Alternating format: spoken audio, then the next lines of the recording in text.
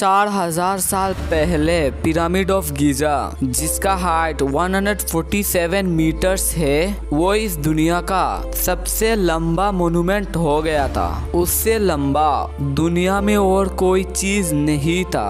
और फिर हजारों साल बाद 1311 में लिंकन कैथेड्रल, जो कि 160 मीटर लंबा है, इस बिल्डिंग ने पिरामिड ऑफ गीजा से सबसे लंबा होने का खिताब छीन लिया था। और इससे अराउंड 500 साल बाद 1884 में हाई रोलर, जो कि एक झूला था, वो इस दुनिया का सबसे ऊंचा चीज हो गया था। और इसके बाद से मानो रेस ही शुरू हो गया सबसे ऊंचा होने का। और उस इंटरेस्टिंग रेस को शुरू करने से पहले इस चैनल को सब्सक्राइब कर बगल वाले बेल आइकन को भी ऑन कर देना। हाई रोलर कोस्टर जिस साल में बना था, मतलब 1884 में, उसी साल वाशिंगटन मोन्यूमेंट, जो कि 169 मीटर ऊंचा है, वो इस दुनिया का सबसे ऊंचा चीज हो चुका था। और ठीक इसके 5 साल बाद आईफेल टावर, जो कि एक टावर ही था। इन टावर्स का एक एडवांटेज ये है कि इन टावर से हवा पास आसानी से हो सकता है, जिसके कारण इनको बहुत ऊंचा बनाया जा सकता है। इसके कारण आईफेल टावर वाशिंगटन मोन्यूमेंट से ऑलमोस्ट 2 गुना बड़ा था। और आईफेल टावर का हाइट 301 मीटर्स था। अब आईफेल टावर से ऊंचा बनाने के लिए इंजीनियर्स को काफी मुश्किलें आएंगे, लेकिन फिर भी इससे 40 साल बाद क्रिसलर बिल्डिंग, जो कि 319 मीटर्स ऊंचा था, इसको बनाया गया था।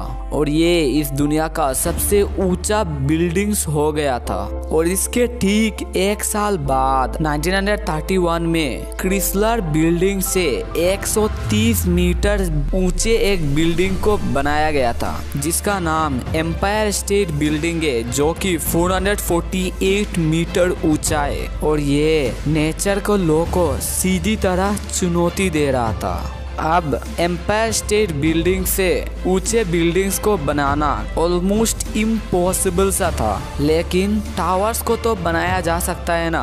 तो इससे 20 साल बाद 1950 में वर्सो रेडियो मस्ट, जो कि इतना लंबा था कि आप इसके नीचे से उसके हाईएस्ट पॉइंट को देख नहीं सकते थे, लेकिन अनफॉर्चुनेटली ये टावर टूट गया था। किसी के पास भी इस टावर को गिरने का असली वीडियो नहीं है, लेकिन अंदाजन दिखाया जाए तो ये टावर ऐसा गिरा होगा।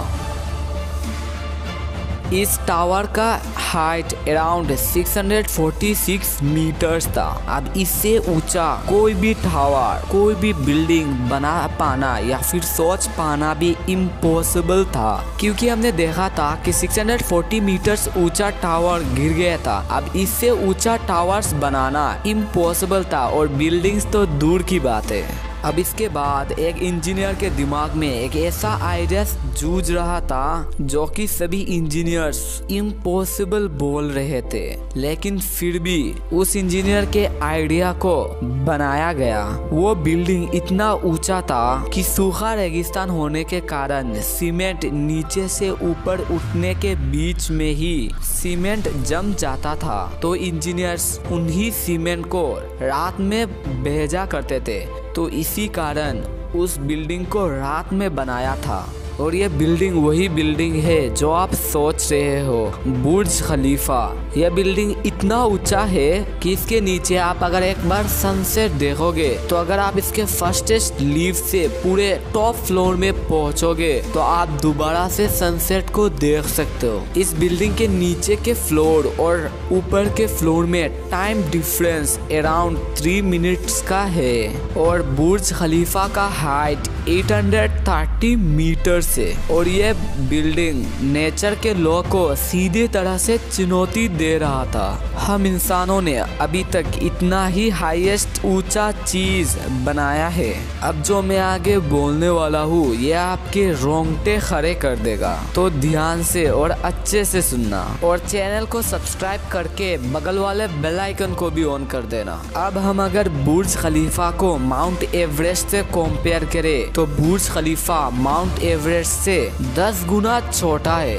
लेकिन इंसान जो कि हाईएस्ट ऊंचे चीज को बना सकता है, उसके सामने माउंट एवरेस्ट कुछ भी नहीं है। कुछ भी से मतलब कुछ भी नहीं है। एक्सीड 4000 जो कि 4 किलोमीटर ऊंचा होगा। इतने ऊंचे हाइट को संभालने के लिए इसका बेस 6 किलोमीटर बड़ा होगा, जो कि जापान के टोक्यो सिटी में बनाया जाएगा, जिसमें एक साथ 1 मिलियन यानी 10 लाख लोग एक साथ रह सकते। इमेजिन 10 लाख लोग, 4 किलोमीटर ऊंचा बिल्डिंग, 6 किलोमीटर बड़ा बेस, कितना अमेजिंग है ना। अब जो मैं आपको बताने वाला हूँ ये आखिरी चीज होगा, और इतने बड़े चीज को आपने सपने में भी सोचे नहीं होंगे। अभी तक मैंने जितने भी बिल्डिंग्स बोले ये तो ट्रेलर था, अभी पिक्चर बाकी है। इस ऊंचे चीज को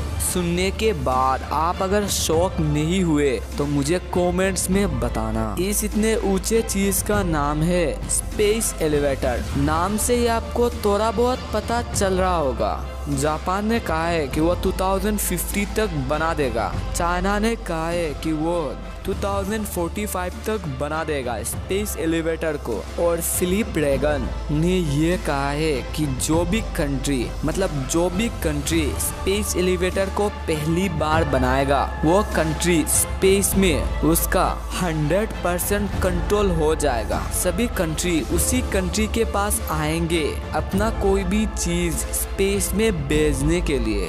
फ्यूचर में हम स्पेस में हजारों चीज भेजने वाले हैं, जिसके कारण हम स्पेस में काफी ज्यादा तरक्की करेंगे। और स्पेस में कोई भी चीज भेजने के लिए हमें हजारों करोड़ रुपए खर्च करना पड़ता है, लेकिन स्पेस एलिवेटर अगर आ जाएगा तो ये काफी कम हो जाएगा। और जो भी कंट्री इस स्पेस एलिवेटर को बनाएगा, वो कंट्री 100% स्पेस को तो कंट्रोल करेगा ही, साथ में उस कंट्री में हजारों करोड़ रुपए दूसरे कंट्री स्पेंड करेंगे अगर उनको स्पेस में कोई चीज भेजना है तो। और क्या आप ये बता सकते हो कि स्पेस एलिवेटर का हाइट कितना होगा, वो कितना लंबा होगा? शायद आप एक्सीड 4000 का 4 किलोमीटर है, तो शायद आप ऐसा सोच रहे होंगे कि इसका हाइट अराउंड 10 किलोमीटर होगा, 50 किलोमीटर्स होगा, 100 किलोमीटर्स होगा, 1000 किलोमीटर्स होगा, या फिर कुछ लोग 10,000 भी सोच रहे होंगे। तो भाई इसका हाइट 10,000 नहीं है, इसका हाइट है 39,000 किलोमीटर्स। लेकिन साइंटिस्टों को अभी तक ये नहीं पता कि इतने ऊंचे स्पेस एलिवेटर को किस चीज से बनाया जाए। जिस भी चीज से बनाया जाएगा वो चीज मेटल से कई गुना ज्यादा मजबूत होना चाहिए। और अगर आप ऐसा सोच रहे होंगे कि कार्बन नैनो ट्यूब से बनाया जा सकता है, तो भाई उसके बारे में मत सोचना, वो बहुत महंगा है। बहुत से मेरा मतलब बहुत महंगा है। तो यह वीडियो आपको कैसा लगा? अच्छा लगा तो लाइक कर देना, नीचे कमेंट कर देना,